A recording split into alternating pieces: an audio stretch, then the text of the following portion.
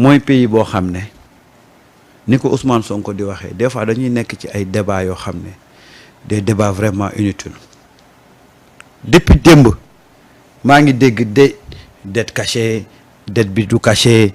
gis nga loolu romb nañ ko.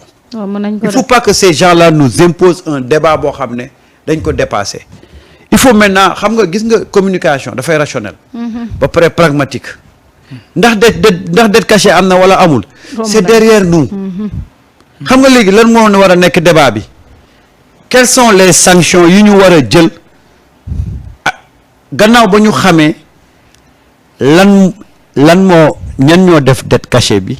ak dette bi ci lan lañ ko utiliser. xam nga lu ci topp sanction moo ciy topp. mais il faut pas qu'on accepte qu'on nous impose un débat inutile. démb maa ngi toog di déglu ñuy débattre miss reporting mooy lii kii ni déet miss reporting ay miss you mais di wax loo xam ne kenn xamut lan la. dégg naa ko fi di ñu jéem a expliquer lan la mais nous on n'est plus dans ce débat là. romb nañ ko. on n'a qu'à situer les responsabilités clarifier la chose. et prendre des sanctions et avancer. dëkk loolu moo koy avancer loo. mais ni ko directrice bi waxee du noonu boo déggee anglais miss mooy lii ñu nekkatuñ ci loolu. déedéet. Rawane il faut que gars yi bañ xoole il faut que ñu li Ousmane Sonko di wax toujours il faut être rationnel et pragmatique dans le débat public. tey lan lañ war a waxtaanee dette bi dañ koy fay wala duñ ko fay. dinañ ko fay kay. buñ ko waree fay ñan ñoo koy fay. xanaa ñun.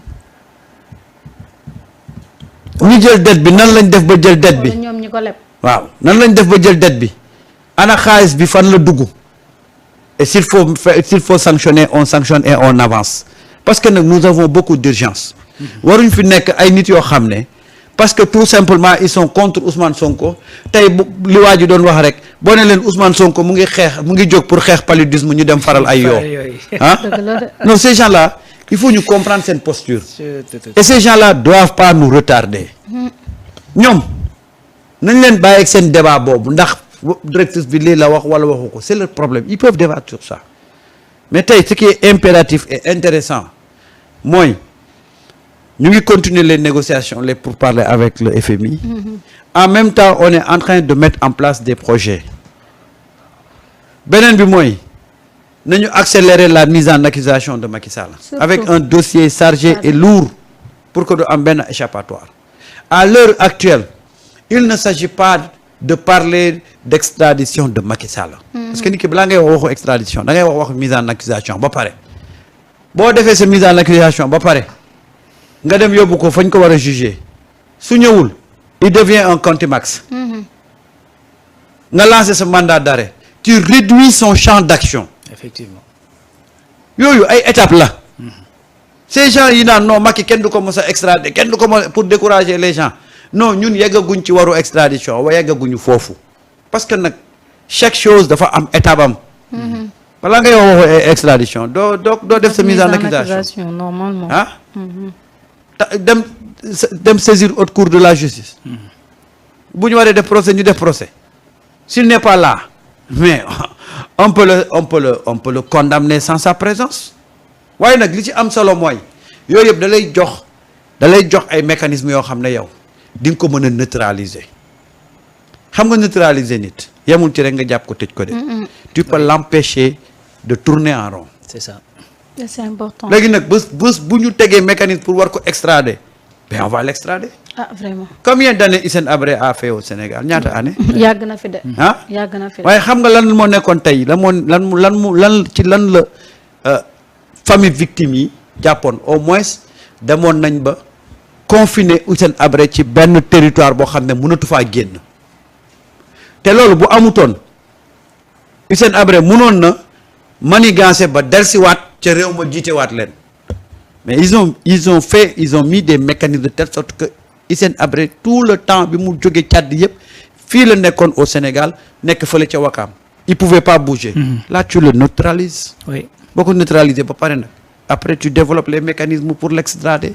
loolu mooy le cheminement fii lañ ko àtte fii lañ ko tëjee fii la faatoo. waaw te waa ji ko àtte moo créé woon. il faut moo tegoon lépp pour ñu àtte ko tëj ko fi. chambre africaine bi mu ngi fi de. c'est ça donc yooyu yëpp c'est des processus. moo tax ma ne la tey dette bi ouvrir nañu ay opportunités on doit saisir ces opportunités là et avancer. Les gens qui ont le temps de parler de ndax directrice bi wax na ko wala waxu ko c'est leur problème. oui waaw waaye léegi le débat de dette cachée. ndax reconnaître nañ ko c'est derrière nous man keroog ba ko Ousmane Sonko waxee laa ko gëm. mais c'est vrai. man xaaruma Cour des comptes xaaruma directrice. wax na ko fi de siisu maa ni di siisu. ma gisoo loolu ma wax FMI. gars yi di siisu xataraayu. ah. FMI bu waxoon le contraire sax du tere ma gëm li Ousmane wax. mais c'est le premier ministre. li mu am ci information ñun am. waaye waxuma dara mais ñun suñu amul crédit suñu joxul crédibilité. suñu premier ministre xaw ma koo koy jox keneen. bàyyi ko fi di dem di jox crédibilité FMI. waaw. ça c'est pas du patriotisme. déedéet. man li Ousmane wax laa gën a gëm que ni keneen ni muy wax. et c'est ça aujourd'hui man posture boobu laa nekk. man daal la suite des événements laay xaar. waaw ku am leneen loo wax nag yow la engagé. d'accord Rawane sa Ouais. jàngat yow tam par rapport ak cette situation comme ni Samba wax sori nañu dette bi am na l'essentiel mooy que ni même bu fekkee FMI itam jàpp na ni loolu am na comme ni ko le premier ministre annoncé woon. Oui. léegi lii am moom am na ba pare maintenant li ñuy def mooy fexe dette bi lan moo tax ñu jël ko ak ñi ko jël la ñuy def ak ñoom quand même. Exactement. pour pouvoir topp leen quand même ci yoon. Oui, en fait, il y a trois choses. Premièrement, man, c'est-à-dire ce qui est bien. Moi, li coow li bari ñi nga xamante ne nag ñoo ci mën a wax mu safe ak ñoo ci mën a jël décision mu mën a appliqué wu xam nga déggoo leen sax ñuy wax. Parce que déjà ñi ngi ci la ñu waroon a nekk. tey déggoo Ousmane wax ci déggoo président Bassirou Diomaye Faye wax ci. déggoo effectivement Cheikh Diba ak ñi nga xamante ne ñooy kilifa yi ngànk wàllu woowu. Par exemple di alimenter un quelconque débat. Parce que en vérité c'est-à-dire ñoom naka laa koy tuddee sujet bi comme ni doyen Samba waxee léegi c'est-à-dire la question ne se pose plus. li lay wax ne la question ne se pose plus c'est-à-dire dès que IGF def la mu war a def ba Cour des comptes génne la mu war a génne ci ngay gis ne gars yi ñi ngi teg ay mécanismes ngir yor Sénégal yorinu ku am bor buñ nëbb. xam la wax commencé di teg ay mécanismes di fexe bor bi la nga xamante ne mooy marché internationaux yi d'ailleurs bi nga xamante ne ñi ngi njëkk a wax structuration de la dette ak yu demee noonu. mais boobu Cour des comptes génneegul son rapport ah. ok bi ñuy wax ne structuration de la dette bi ni nga xamante ne dañuy leb plus ci biti que ci marché UEMOA bi.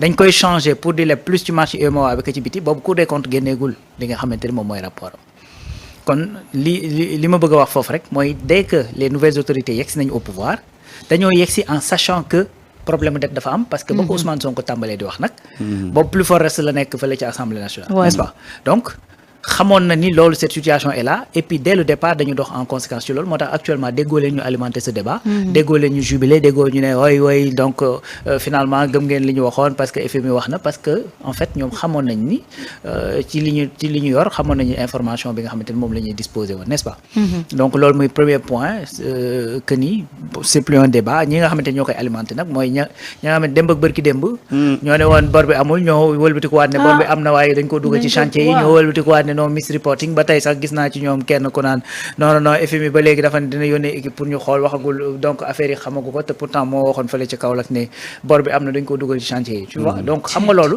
c'est le propre incohérence c'est le propre incompétence c'est le propre problème bi nga xamante ne moo ñuy yóbbu ci géew ci guuta gi ñu nekk moom mooy feeñ foofu beneen affaire mooy le deuxième point mooy li doyen di wax c'est-à-dire situation bi mi ngi fi ba ñuy changer régime on savait que la situation était catastrophique li ñu xamul woon mooy à quel point c'était catastrophique donc quel que soit alpha dañoo changer régime pour régler des problèmes donc les solutions la ñuy xaar li ci neex na mooy solution yooyu encore une fois si je peux dire li ci neex mooy que ne xaaruñu FMI wax pour ñu tàmbali ci ko n'est-ce pas premier APE bi nga xamante ne 150 milliards lañ doon laaj am 405 loolu xaaruñu FMI bii nii passé on parle de eurobond ak ñoom kii diaspora bond 300 milliards xaaruñu FMI 300 voilà 300 ba 450 très bien donc marché UEMOA bi fii marché régional bi diggante daaw ak ren Sénégal levé na fi presque 700 milliards xam nga loolu kon xaaroo pour FMI wax la donc yaa ngi teg ay solutions en plus de ça yaa ngi élargir sa assiette fiscale yaa ngi réformer sa code des impôts réformer nga sa code des investissements pour attirer le maximum possible d'investissements directs étrangers pour yokku li nga xamante ni mooy privé bi à travers les PPP ak les privés ententes yi nga xamante ni joint venture yi nga xam ne day am entre privé et privé donc loolu yëpp c'est dans quel sens c'est dans le sens de plus dépendre de FMI voilà donc ce qui veut dire que même bu ñu amoon un plan avec le FMI ñi ngi dox pour ne plus dépendre ci ñoom amuñu plan ñi ngi dox pour ne plus dépendre ci ñoom donc ce qui veut dire que gars yi taxawuñu figé di xaar FMI quoi ñi ngi nekk di dox pour changer pour faire avancer les choses loolu mooy un deuxièmement mooy pour régler comme question bi nga wax ba nga xamante ne dootu fi amati ça c'est le cadre technique mooy jël la nga xamante ne moom la Lamine loo doon wax depuis 15 ans ñi ngi laaj état pour ñu def benn compte centralisé à la banque centrale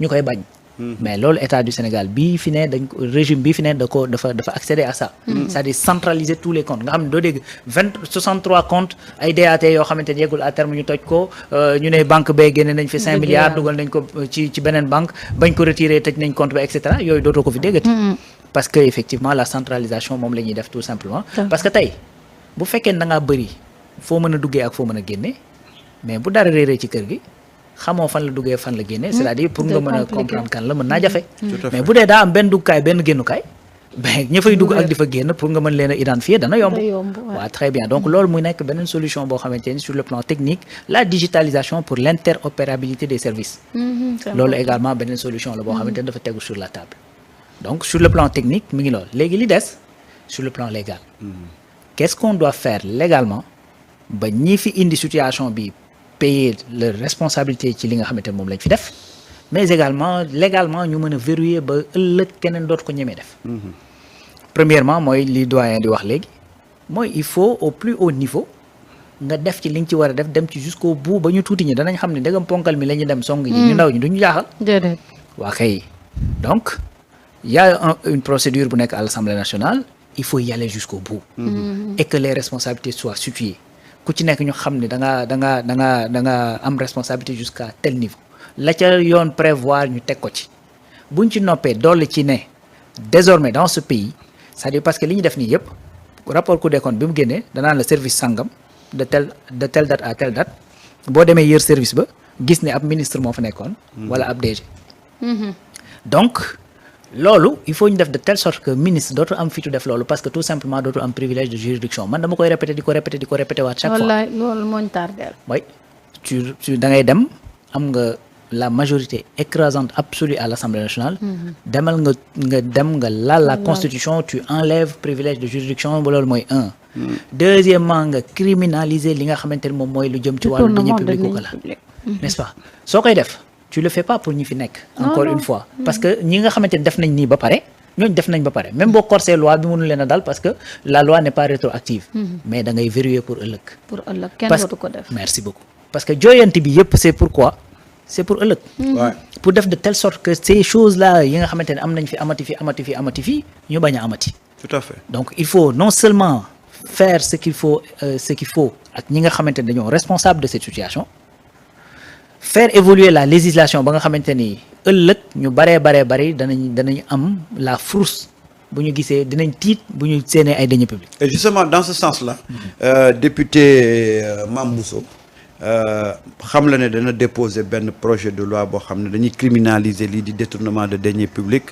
oui. mais également saisir automatiquement les biens des fugitifs mooy li ma doon wax barki démb. c'est ça ñi daw moom faw ñu nangu seeni alal. ki daw amul lay moom nee na dina déposer li nga xam ne moom mooy projet de loi bi. waaw ki daw amul lay proposition de loi bi waaw Maïmouna Bousso. c'est ça ñu ngi koy wax fii ne la première secrétaire élue de l'Assemblée nationale veut criminaliser le détournement de deniers publics et instaurer la saisie automatique des biens de toute personne qui fuit ou refuse de répondre à la justice. Un pas fort vers une justice plus crédible et équitable pour le Sénégal. C'est normal parce que boo dawee bàyyi nga fi ay biens nañ ko saisir. mais ku daw amul lay. amul lay di. ku daw amatul lay di. waaw defoo lay daw. daw aveu de culpabilité. olof di da koy faral di lépp. ku moom xar mi nga bàyyi buum. am na loolu non loolu day tey xel. am na loo ci laal. non loolu te gis nga loolu dama koy wax di ko waxaat. une révolution ne peut pas se faire avec loi yi nga fi fekkoon. non mënul ne. qu'est-ce qui a créé la révolution? Oui. C'est parce que les gens dañu constater ne affaire yi baaxul doxut waa affaire yi baaxul doxut nga créer une révolution nga bëgg a jël nag ca la affaire yu baaxul yu doxul yooyu sukkandiku nga continuer di ko utiliser mais ça veut dire que tu crées une révolution sans un contenu. C'est vrai. Une révolution doit être accompagnée de lois révolutionnaires.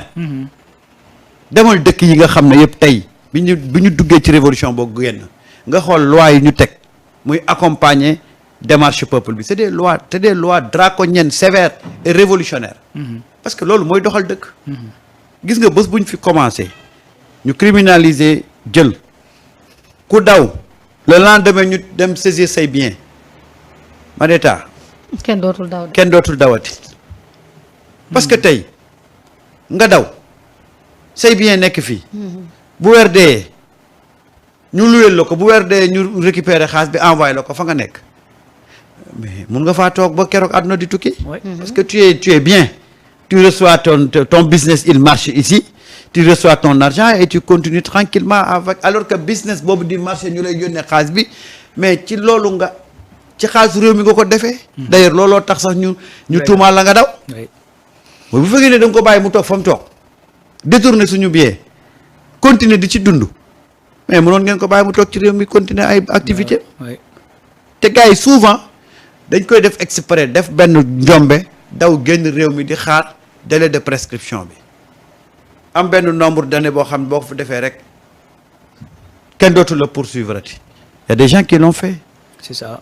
dañoo def ay ñaawteef ñu leen di waaj a jàpp ñu daw. di xaar bu délai bi rombee ñu mën a ñëw.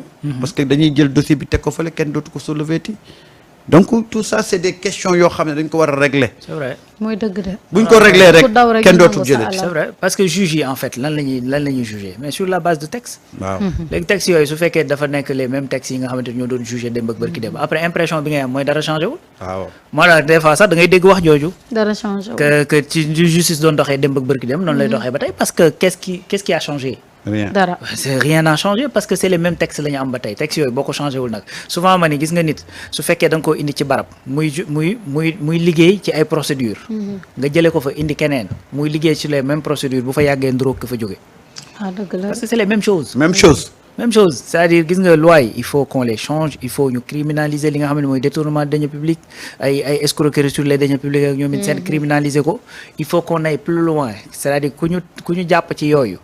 interdire la à vie mandat électif dootoo ko am. voilà lu ñu lay nommer lu jëm ci wàllu administration ñoomin seen dootoo ko am ci réew mi nangu say bien exactement donc dès l'instant bu ñu nee bëgg ñett saisie conservatoire te lépp bu ñu la jugé ba condamné de façon définitive ñu nangu lépp amende yi ci des nga dem liggéey fay ko jaay lépp bien sûr mooy dëgg de mais c'est-à-dire que yooyu boo ko deful du marquer conscience yi il faut que ñu def loo xam ne day marquer conscience yi lan moo tax tey Chine bu ñu defee détournement de deniers publics bu ñu la tëjul à perpétuité boo deful ndànk dañ lay condamner à mort. mais après dañuy commuer fu mu toll nii seen ancien ministre de l'agriculture. waaw actuellement dañ ko condamné à mort na xam nga la corruption fu mu toll li ñuy def mooy que ni dañuy xaar pour statuer ndax dañuy commuer loolu en prison à vie. n'est-ce pas parce que mën nañ la def condamnation à mort après ñu commuer ko def ko condamnation à vie. nga xamante ni yow dootoo génn mais duñ la te corruption. lañ koy toppee laa wax. waaw fii nag ngay détourner ay. fii da ngay détourner ay milliards de deniers publics. xam nga man la moom métti. c'est génial xam nga man lan moom métti. xoolal réew yi am xaalis ni ñu sévère ci corruption. ñun réew yi nga xam ne dañoo ndóol. ñu waroon gën a sévère réew yooyu. ñun ñooy jël corruption di ko def comme fait divers. alors que ñun ñoo waroon gën a sévère parce que ñun suñ dara matut. suñ dara matut as néew këf gi ñu yor. gars yi di ko jël di ko sàqar mi pendant ce temps il y a combien de populations combien de gens qui meurent de faim il y a combien de gens yoo xam ne ils sont dans l'impossibilité de se soigner ñaata nit tey ay xale yoo xam ne dañu waroon jàng mënuñu jàng ñaata nit tey ay villages yoo xam ne dañu waroon am accès à l'eau potable amuñu ko ñaata nit nga gis tey Marietta mais ñu nekk ci àll bi di souffrir d'une façon boo xam ne extraordinaire ñun ñoo waroon gën a sévère ci affaire détournement de deniers publics ñun ñi nga xam ne suñu dara motut li ñu yor as néew nga xam ne doyul sax askan wi ñu koy sàcc tu te permets de laisser des gens ñu taxaw fële naan dañuy marche ñii naan dañuy revendiquer ñii na mais c'est-à-dire que voilà aujourd'hui question yi ñu war a attaquer dëkk boo xam ne dara matu fa mais képp ku sàcc alalu réew mi il faut le considérer comme un assassin. mais Samba loolu dafay ñëwaat en fait ci toile bi lan moo tax koo xam